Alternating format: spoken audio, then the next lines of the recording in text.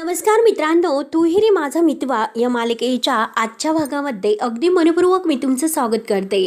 आजच्या भागामध्ये मात्र आता ह्या राकेशने अंजली आणि अर्णव या दोघांमध्ये जे अगदी वाद निर्माण केलेले आहेत, गैरसमज पसरून, आणि त्याला मात्र अशीच हवा पाणी देत राहिलं पाहिजे असे मात्र तो ठरवतो आणि स्वतःशी आता खूपच खुश असतो।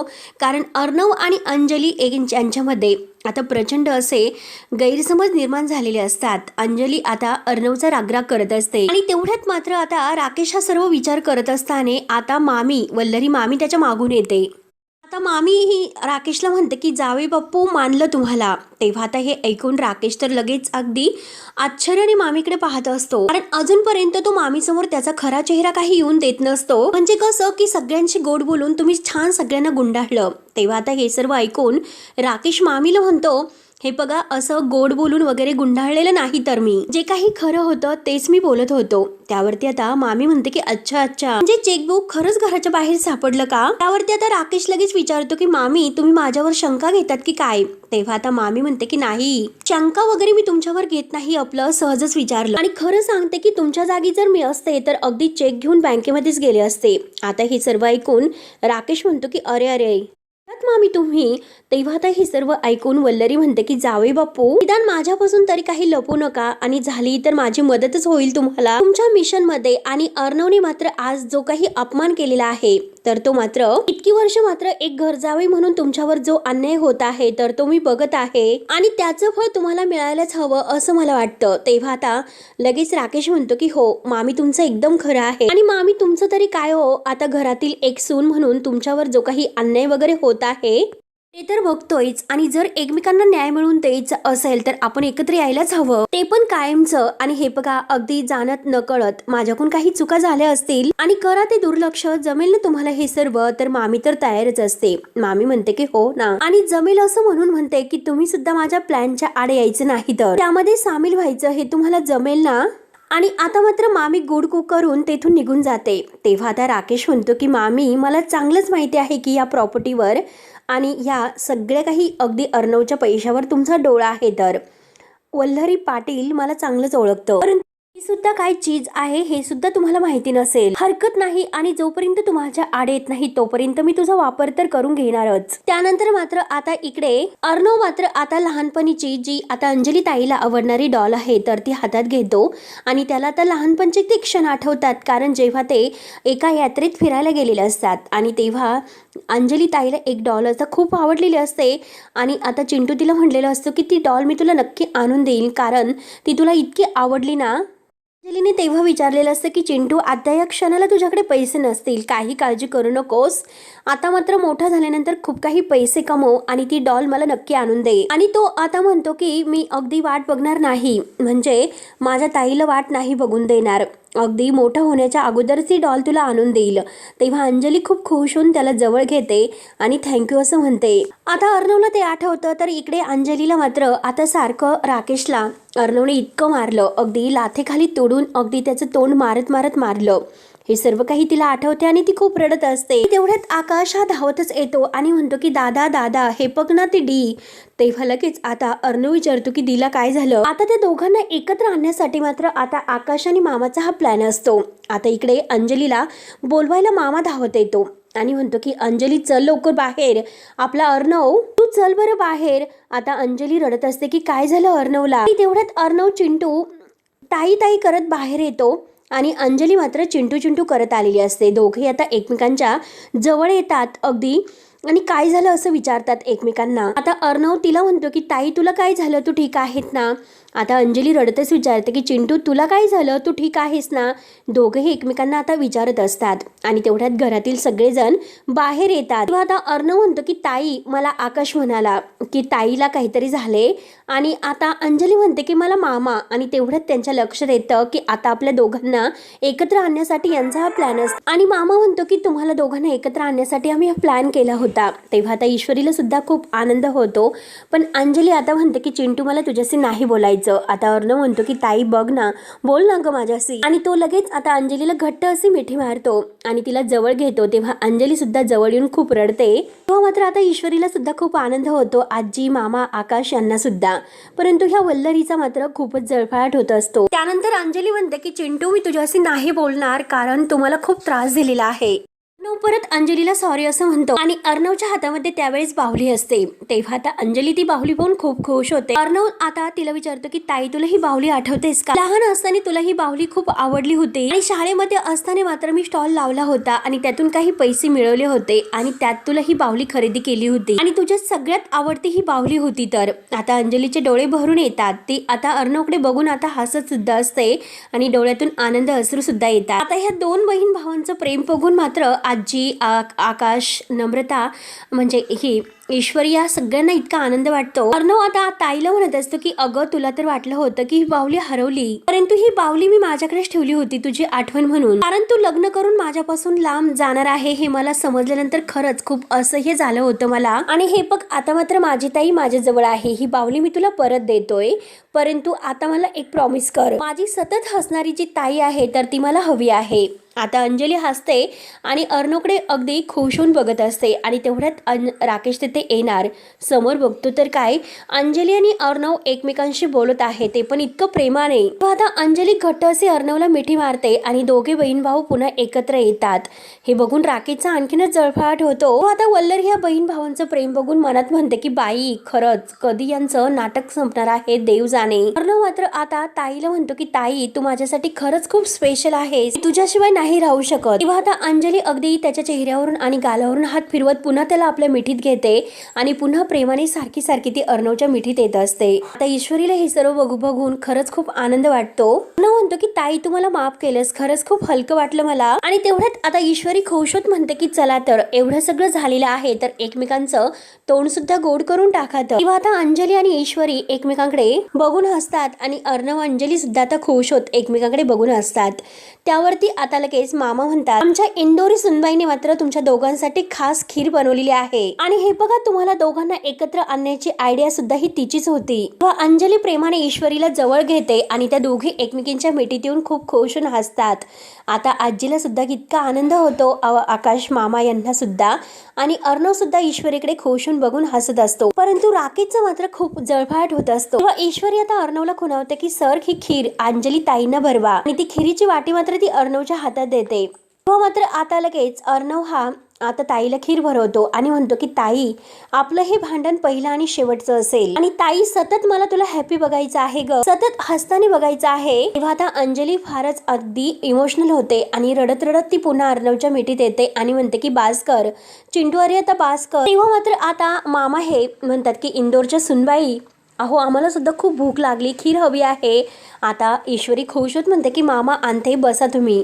आता सगळेजण पुन्हा एकत्र खाली बसतात. ईश्वरी आत येणार म्हणून राकेश लगेच आता दाराच्या पाठीमागे लपतो आणि चोरून आता हे सर्व पाहत असतो तर अर्णव अंजली ताईला खीर भरवत असतो आपल्या हाताने. आणि आता तो अंजलीचा रागराग करतो. खरंच माझी ही अंजली बायको आहे ती खूपच बावट आहे, जरा इमोशनल प्लॅन जर केला तर मात्र ही लगेच पगळत असते. हरकत नाही, सुरुवात तर झालेली आहे भांडणांना, आता याला मात्र आणखीन मी खतपाणी घालत राहणार. इतके प्रेमळ बहीण भाऊ एका गैरसमजामुळे भांडू शकतात हे तर माझ्या लक्षात आले. पण चांगलं आहे आज मात्र तुमचं हे भांडण मिटलं. परंतु एक दिवस मग मी आता असा काहीतरी प्लॅन करेल, तुम्ही दोघं एकमेकांशी इतकं भांडता की एकमेकांचं तोंड सुद्धा बघणार नाही असा मी खडा तुमच्यामध्ये टाकेल. त्यामुळे हे बघ चिंटुकल्या, मला तुझा कायमचा बंदोबस्त तर करावा लागेलच. त्यासाठी तुम्हाला दोघांना वेगळं नाही करता येणार. मी असं काहीतरी प्लॅन करतो म्हणजे हा चिंटुकला म्हणजे अर्णव आहे ना, तो कायमचा त्याचा बंदोबस्त करून टाकेल. अर्णव आणि आता अंजली एकमेकांशी छान अशी गप्पा करत असतात त्या डॉलबरोबर. आता दोघंही इतके खुश असतात आणि आपल्या लहानपणीचे क्षण ते आठवत असतात आणि एकमेकांबरोबर झालेलं भांडण आहे ते विसरून आता दोघंही एकत्र येतात. हे मात्र काही या राकेशला देखवत नाही म्हणून तो आता ह्या अर्णवला काहीतरी करण्याचा प्लॅन करतोय. आता मी असा प्लॅन करतो की एक घाव आणि दोन तुकडे म्हणून तू लगेच आता तिथून बाजूला जा. त्यानंतर आता इकडे अंजली रूम मध्ये येते आणि राकेश सुद्धा रूम मध्ये आलेला असतो आणि तो अंजलीला म्हणतो, आणि मला काय वाटलं की आता माझ्यामुळेच तुमच्या दोघांमध्ये भांडणं झाली, परंतु माझ्यामुळे तुमच्या दोघात असं काही भांडण वगैरे नको.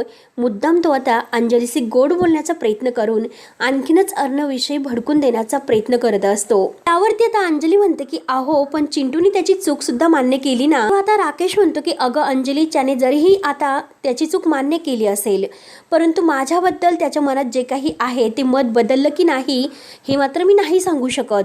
आणखीनच अंजलीच्या मनामध्ये अर्णवविषयी अगदी काहीतरी चिघळण्याचा प्रयत्न करत आहे आणि म्हणतो की हे बघ, त्याचं मत बदललं असेलही मी नाही सांगू शकत, कारण माझ्याविषयी अगदी गैरसमज त्याच्या मनामध्ये जो झालेला आहे तो तसाच असेल. त्यावर आता अंजली विचारते की म्हणजे राजेश तुम्हाला नक्की काय म्हणायचं आहे. तर आता राकेश तिला सांगायला सुरुवात करतो, अंजली तू खूप भोळी आहे. अगं तुला असं वाटतं की खरंच सगळं जग सुद्धा तुझ्यासारखंच आहे. तू निरागस आहे, अगदी सोज्वळ आणि भोळी आहेस, म्हणून जग सुद्धा तुला तसंच दिसतं, पण जग हे तुझ्यासारखं नाही ग अंजली. म्हणूनच माणसांच्या वागण्यात जो काही छुपा अर्थ असतो ना तो तुला कळत नसतो. आता अंजली विचारते की तुम्ही नक्की काय सांगतात ते मला नाही कळत. तेव्हा आता राकेश म्हणतो की अगं जाऊन दे, तू नको फार विचार करू, आणि तुझा हा निरागस जो काही अगदी स्वभाव आहे ना तोच मला खूप आवडतो. म्हणजे हेच बघ अगं, आज इतकं सगळं होऊन सुद्धा तू मोठ्या मनाने आता अगदी अर्णवला माफ करून टाकलं. तर त्यावरती आता अंजली म्हणते की किती काही झालं तरी तो माझा भाऊ आहे आणि त्याने सुद्धा तुमची माफी मागितली. तर तेव्हा आता राकेश म्हणतो की हो प्रश्नच नाही, आणि त्या निमित्ताने का होईना एक गोष्ट मी तुला सांगतो की अंजली तू आहे तशीच राहा, निरागस आणि गोड, आणि आपलं बाळ सुद्धा मला तसंच तुझ्यासारखं व्हायला हवं. यावरती आता अंजली म्हणते की मला मात्र आपलं बाळ हे तुमच्यासारखं झालेलं हवं आहे. हे बघा तुम्ही आता खीर खा, तोपर्यंत मी आलेच, असे बोलून आता अंजली जरा बाहेर जाते. तेव्हा मात्र आता राकेश हा लगेच आपल्या मनाला म्हणतो, आज मात्र तुम्ही खिरीसारख्या गोड झालात, पण लवकरच आता बहीण भावामध्ये अगदी कडू कारल्यासारखं मी कडू विष पसरवणार आहे. तर हे जे काही भावा बहिणीचं नातं आहे तर ते मी लवकरच तोडणार आहे. तर आणि ती खीर अगदी मस्त मस्त खात असतो, आणि आता खीर खाल्ल्यानंतर तो म्हणतो की काही म्हणा, परंतु आता ही माझी इंदोरी जिलेबी आहे ईश्वरी, हिच्या हाताला मात्र कमाल अशी चव आहे. तर जेवण मात्र अगदी कमाल बनवते, म्हणून त्याला आता ती खीर खूपच आवडते. त्यानंतर मात्र आता इकडे अर्णव हा रूम मध्ये येतो आणि कपाट उघडण्यासाठी जेव्हा तो अगदी हात लावतो तेव्हा त्याच्या हाताला एक खिळा वगैरे टोचतो, आणि आता तो जोरात आ असं ओरडतो आणि आपलं बोट धरतो. तेव्हा आता ईश्वरी धावतच येते आणि म्हणते की सर बघू बघू काय झाले ते. तेव्हा आता लगेच अर्णव रागाने आपला हात बाजूला हिसकावतो आणि काही बघू नको असं म्हणतो. तेव्हा आता अर्णवच्या हातातील टॉवेल खाली पडतो. तर ईश्वरी अर्णवला म्हणते की सर हे काय आहे. अर्णव विचारतो की काय झालं. तर ईश्वरी म्हणते की टॉवेल उचला आणि त्याची घडी अगोदर घाला पहिली. तेव्हा आता अर्णव म्हणतो की ते माझं काम नाही. तेव्हा आता ईश्वरी म्हणते की अहो सर असं म्हणून कसं चालेल. ईश्वरी त्याला समजावते की सर हे बघा, ह्या सर्व गोष्टी आहे ते हँडल करता करता आपण बाकी सगळ्या काही गोष्टी शिकतो. आणि ती अर्णवचा हात अगदी धरायला जाते आणि जास्त लागले का असं बघायला जाते, परंतु अर्णवच्या दुसऱ्या हाताला अगदी आणखीनच लागते. आता जोरात अर्णव आ असे ओरडतो. ईश्वरी म्हणते की बघा सर, आता आणखीन लागलेला आहे, तर जर बघून दिलं असतं तर कशाला लागले असते. अर्णव मात्र आता ईश्वरीवर चिडतो आणि तुझी ही नाटकं आहे ते बंद कर असं म्हणतो, आणि तुझ्यामुळेच मला आता पुन्हा लागलेला आहे. तर आता ईश्वरी म्हणते की वा वा वा सर, म्हणजे माझ्यावरच आरोप, माझ्यामुळेच तुम्हाला लागतं असं तुम्हाला म्हणायचं आहे का. आणि बढिया, एकदम असं बढिया. तेव्हा आता अर्णव आणखीन चिडतो आणि म्हणतो की तुला जर गप्प बसता येत नसेल तर आता बघ, तुझी ही नाटकं बंद कर आणि जा बरं इथून. आणि आता ईश्वरी पुन्हा त्याचा तो हात पकडायला जाते, तर अर्णव पुन्हा ओरडतो, कारण त्याला त्रास होत असतो. त्याच हाताला लागलेला आहे आणि ईश्वरी तोच हात पकडत असते. तेव्हा आता ईश्वरी परत अर्णवला सॉरी करते, आणि आता ईश्वरी म्हणते की हे बघा सर, तुमच्या आणि अंजली ताईंची अगदी गैरसमज मिटून दोस्ती करून दिली, आणि उलट मात्र तुम्ही माझ्यावरच चिडतात. तुमच्या जिंदगीमध्ये जे जे काही वाईट घडत आहे ते केवळ माझ्यामुळे का. तेव्हा अर्णव म्हणतो की हो, ही सगळ्या गोष्टीचं क्रेडिट घेण्यात अगोदर बंद कर, कळले ना तुला, असे तिला म्हणतो. आणि तुला काय वाटतं की तू आमच्यामध्ये पडली नसती तर ताई आणि माझ्यातील भांडण मिटलं नसतं का. मिटलेच असते, आणि जा आता इथून. तेव्हा आता ईश्वरी म्हणते की सर मी का जाऊ, ही माझी सुद्धा रूम आहे. तेव्हा अर्णव तिला रागाने म्हणतो की हे बघ, तुझी जागा तिकडे आहे, इकडे नाही. तेथे जा आणि तेथे हवा तेवढा वेळ अगदी तू बसू शकते. तेव्हा आता ईश्वरी म्हणते की मी का बसू, मला सुद्धा जेवायला यायचं आहे. तर अर्णव म्हणतो की अगं मग जा ना. तो खूप तिच्यावर ओरडतो. त्यावर तर ईश्वरी खूप लाजते आणि हसत म्हणते की सर अहो, तुम्ही जेवल्याशिवाय मी कशी जेवणार आहे बरं. त्यानंतर आता इकडे आजीच्या रूम मध्ये मात्र आता आकाश तिच्या पायांना तेल वगैरे लावून चेपून देत असतो. आजी मात्र आता त्याचं खूप कौतुक करत असते की खरंच आकाश, लहानपणापासून तू माझी ही सेवा करतोय. लहानपणी सुद्धा अगदी तू असाच माझ्या पायांना तेल लावून मालिश वगैरे करून द्यायचा. आणि तेवढ्यात नम्रता आकाशच्या मोबाईलवर फोन करत असते. आकाश मात्र आपल्या खिशातून मोबाईल काढतो आणि नम्रताचा कॉल आहे म्हणून तो पुन्हा आता खिशामध्ये मोबाईल ठेवतो. त्यानंतर मात्र आता पुन्हा तो आजीशी गप्पा मारायला आणि तिच्या पायांना तेल लावायला सुरुवात करतो. तर आजी त्याच्याशी गप्पा करत असते आणि तेवढ्यात नम्रताचा कॉल पुन्हा येतो आणि पुन्हा मात्र तो आता फोन उचलत नसतो. तेवढ्यात मात्र आता इकडे नम्रताला अगदी आणखीन टेन्शन येते. मी आता सारखी फोन लावते पण आकाश जर माझा फोन का उचलत नसेल म्हणून तिला वाईट वाटतं. त्यानंतर आजी आकाशची गप्पा करत असते आणि तुम्ही तिघही मुलं अगदी खरंच पहिल्यापासून गुणीच आहात म्हणून आता तो छान अगदी हसत असतो. आजीची गप्पा वगैरे सुरू असतं आणि तेवढ्यात आता नम्रता पुन्हा कॉल करते आणि आता मात्र तो खिशातून पुन्हा मोबाईल बघतो आणि आता नम्रताचाच कॉल आहे त्याच्या लक्ष देते म्हणून पुन्हा तो मोबाईल आपल्या खिशामध्ये ठेवतो. कारण आजीसमोर आता नम्रताशी कसं बोलायचं हेच त्याला अगदी अनकम्फर्टेबल होत असतं. आणि तेवढ्यात मात्र आता आजीच विचारते की काय रे आकाश, काय झालं, केव्हाचा तो फोन वाजतोय, नक्की कुणाचा फोन आहे रे. आणि आजी म्हणते की अरे हे बघ, फार मोबाईल वापरू नकोस, डोळे बिघडतील तुझे. आणि तेवढ्यात मामा तेथे येतो. मामा आता म्हणतात की अगं आजी, आई, तू काय हे नव्या पिढीला समजावतेस, ते कुठे ऐकणार आहेत का. आता मोबाईल्स म्हणजे यांचं एक जग झालेलं आहे. तर त्यावरती आता आकाश सुद्धा म्हणतो की डॅड, अहो हो तुमचं म्हणणं बरोबर आहे पण सगळी जी कामं आहेत तर ती मोबाईलवरच होत असतात. सॉरी, आज जरा जास्तच कॉल आणि मेसेजेस येतात. तेव्हा आता आजी म्हणते की बरं असून दे आणि भास्कर, आता मला बरं वाटलं. तेव्हा आकाश म्हणतो की बरं आजी मी जाऊ का. तेव्हा आकाश लगेच आता जायला निघतो. आजी त्याला जायला सांगते. तेवढ्यात अविनाश मामा पुन्हा आकाशला थांबवतो. अरे तू कुठे निघालास, अंजलीने आपल्याला इथे थांबायला सांगितलेलं आहे, तिला काहीतरी सांगायचं आहे म्हणून, मग तू थांब ना इथे. आणि तेवढ्यात मात्र आता आकाशचा चेहरा पडतो. आता मामा म्हणतो की बरं ठीक आहे, तुझा चेहरा बघितला, तोंड पाडण्याची गरज नाही, तू जा. आणि तेवढ्यात आता आकाश खुश होऊन जायला निघतो आणि तेवढ्यात अंजली समोरून येते आणि आता अंजली आणि त्याची धडक होता वाजते. अंजली म्हणते की काय आकाश, अरे किती घाई करतो तू.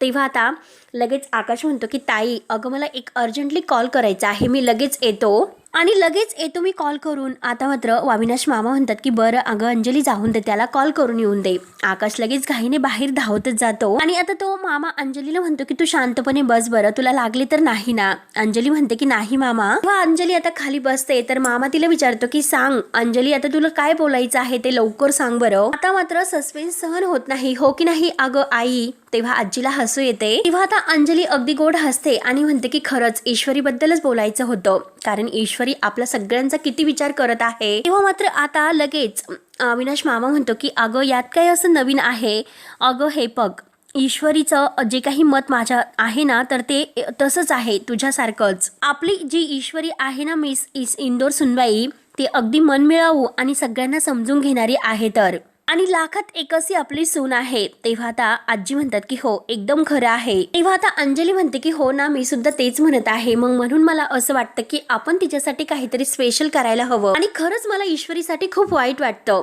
चिंटू खरंच ईश्वरीवर किती चिडचिड करत असतो. आता मात्र इकडे ईश्वरी आणि अर्णव ह्या दोघांचं अजून सुद्धा तेच सुरू असतं. आता ईश्वरी म्हणते की सर काय हे, आणि तेवढ्यात आता अर्णवचा धक्का लागून ईश्वरीचा मोबाईल खाली पडतो. आता अर्णव सुद्धा रागाने बघतो आणि ईश्वरी आणि दोघंही आता बरोबर अगदी मोबाईल घ्यायला खाली वागतात आणि दोघांची आता जोराची डोक्यांना धडक होते आणि पुन्हा आता एकमेकांकडे अगदी डोके जोडत बघत असतात. आणि ईश्वरी आपल्या डोक्याला हात लावत म्हणते की 12 की ढेर आई ग.